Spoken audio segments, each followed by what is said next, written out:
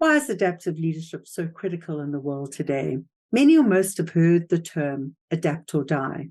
For some, it's the Hollywood fantasy of James Bond movies. For countless more, it's waking up to the harsh realities in this radically and rapidly changing world.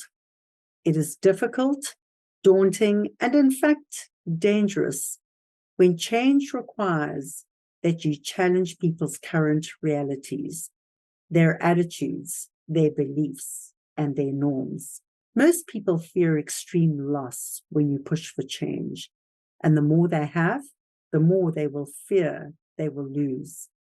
And yet your very survival in life, in business, and in the world today depends on your ability to adapt and to exercise adaptive leadership, to step out of the familiar comfort zone and to challenge the realities, not only of others, but your own realities too.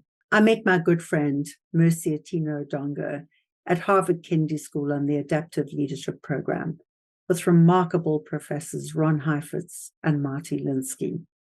Her stories, her insights, and her wisdom helps us expand on more of the adaptive leadership principles. Firstly, we bust some of the leadership myths. Contrary to popular opinion, leadership is not a position, it is not a title, and nor should it be confused with authority. Instead, leadership is a practice, it is action. We exercise leadership.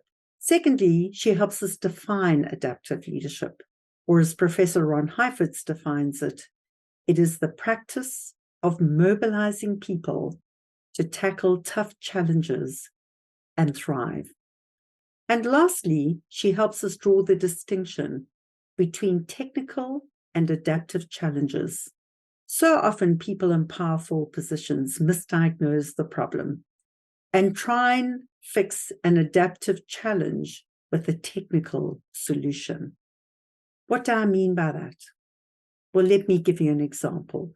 When Nelson Mandela came out of prison in February 1990, if he had misdiagnosed and misanalyzed South Africa's transformation problem as being simply a technical problem, a problem of changing the old apartheid laws into a modern constitutional democracy, and had failed to diagnose and analyze the adaptive challenge, namely the challenge of changing the heads, the hearts, and souls of all South Africans, not only the majority of South Africans, but everybody, in changing their beliefs, their attitudes, and their norms, he would not have succeeded in helping mobilize the country to support and hold a prosperous and a peaceful first democratic election, which, by the way, was held on April the 27th,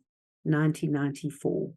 It took more than 4 years for Madiba to help effect that transition, not only the technical solution, but to help mobilize the people of South Africa, all South Africans, across multiple deep divides.